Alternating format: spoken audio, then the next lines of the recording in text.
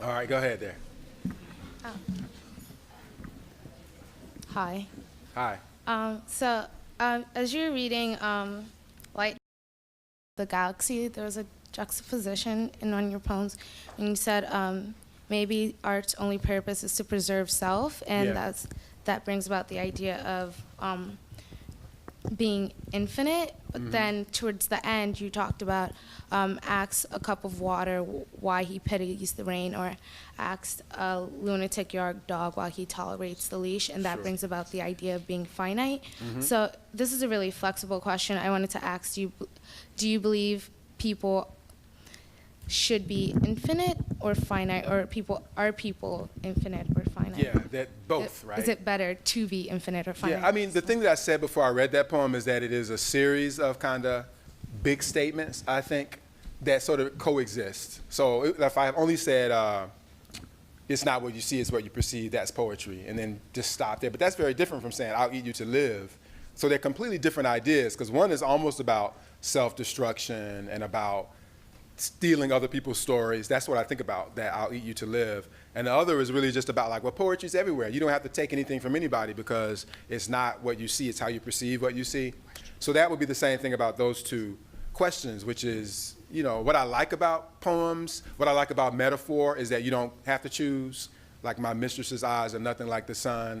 We got the sun and we have her eyes, and they're somewhere in between where we exist. We don't have to kind of go with any one thing. We just go with the way that they're in conversation.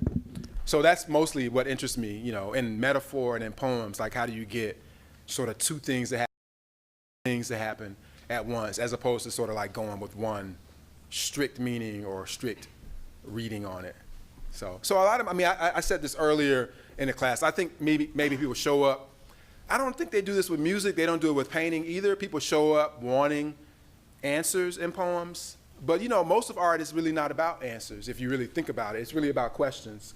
It's sometimes about incompletion too, but it's not always about, well, not good art. I mean, Hallmark is about answers. So it serves a function, I guess, Hallmark does. But generally, I think that, you know, one of the ways we recognize art is that it's complicating, it's both clarifying and complicating the world, but it's not trying to simplify things, because we're not simple. You know, human beings are not, nobody is really simple. And so that's sort of what interests me as an artist, to try to like not settle on one side of the fence, but to sort of stand right on it and look at both sides at once. Thank you. Thanks, good question. Hence Andrew, the testicle question. I would always say, how do I know? I mean, because if I gave an answer, then it would be like, who needs the poem if I answer it that cleanly? So, yeah. Yes. Okay, mine's more simple, but like, how did you find poetry, or what made you interested in poetry, and when did you begin writing, and did you have like a main mentor? I found poems the way I found like apple pie. What else do I like? I don't like much else. Certain game. Lemonade, I do like lemonade. So, you know, it was just a taste is what it was.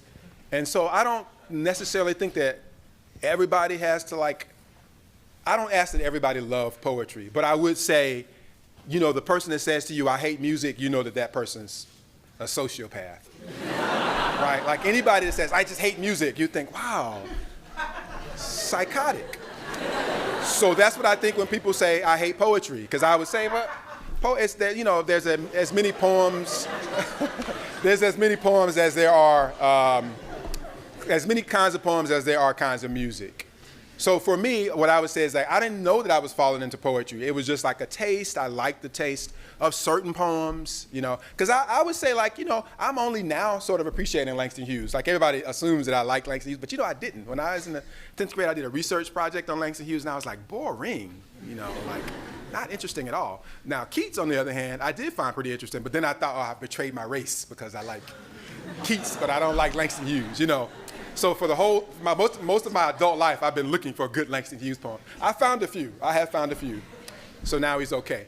But what I'm suggesting is that, like, I just thought it was still taste. It would be like somebody critiquing me because I didn't like Brussels sprouts, which I've also developed a taste for. But, you know, so if you think about art in the same way, like, you just sort of like what you like, and if someone were to pay me to make and drink lemonade, I would have taken that job too. But it so happened that they're paying me to make poems and read them. But it's a taste. It's not, I mean, I think it has been cultivated because I do like them. Again, with like persuasion, it just began with like, oh, poems, that's interesting, you know. When did you start writing poems? I wrote the first poem just for a girl, just trying to like, she didn't like me, but I tried to. It was better than yes or no or maybe. So it was I thought it was a good poem. But whatever. So I wrote it for her and then for teachers, but it wasn't really until graduate school. Even in college, my roommate knew, but no one really knew that I was writing poems. And I actually liked that freedom of just sort of making them for me without the pressure of like giving them to people. And then, but I had written enough to get into graduate school. But yeah, I mean, I wrote them, for purposes. They were, poems with purpose as opposed to just sort of poems for poems. So yeah, thanks.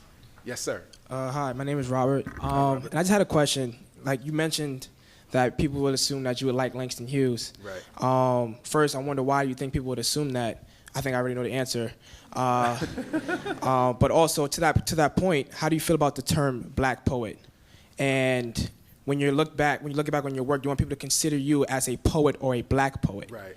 And talking about those two contrasts, because Langston Hughes himself talks about that. Sure. Yeah. Well, I will say first. I mean, yeah, we know why people would assume that I like Langston Hughes. But I would say the interesting part of that for me is, even if we began with stereotype, I still felt like I needed to dig deeper to find out if there was in fact something to like, which is an important lesson because we do, we change over time. And so the book that you don't like today, you might actually like in a year, 2 years, 3 years. And again, I said this earlier, like I don't think poems are read, they're only reread. I think that that's true just about a lot of art, that you gotta re-engage it. It's not like a one-off like the newspaper, do you know what I mean? So that would be the first answer, which is like just sort of continuing to kind of be curious about even the thing that you think you've made your mind up about. What was the second question you asked me? How do you feel about the term of black poet, Oh, and do you yes. want to be considered a black poet or just a Yeah, poet? I like adjectives. I think adjectives make nouns interesting. So poet is a pretty powerful word, but it just becomes more interesting with black in front of it. So it's like tall poet, black poet, southern poet. So I don't think of those things as limiting. Like black doesn't make poet any less significant. It just gives it a little bit more flavor. And so I don't think of like blackness as limiting. I think like, oh, lucky me, So I would have to say, I think that about white poets too, Like I said this to a dude once who had sort of said, actually this guy was like 80 years old. And he was like, well, what am I gonna write about, And I was like, even if you lived in a white town with white fences and white buildings and white dogs and like a poem where the only thing you ever saw was whiteness, I'd read that poem. You know what I mean? So I'm just suggesting it's not, well, you see it's sort of how you perceive it, right? So I just happen to perceive, there are other people who perceive blackness as limiting. I just don't. So it is so much about a kind of worldview as opposed to a kind of received view, as opposed to someone saying to me, isn't that unfortunate or isn't that limiting? I think, no, I think that's actually lucky, But I think that about pretty much everything. Like I think, again, if we're saying beings, human beings, it's really just about your angle more than this notion that somehow you have less than somebody else, Even boredom can be interesting, in the right hands. That's what craft is, right?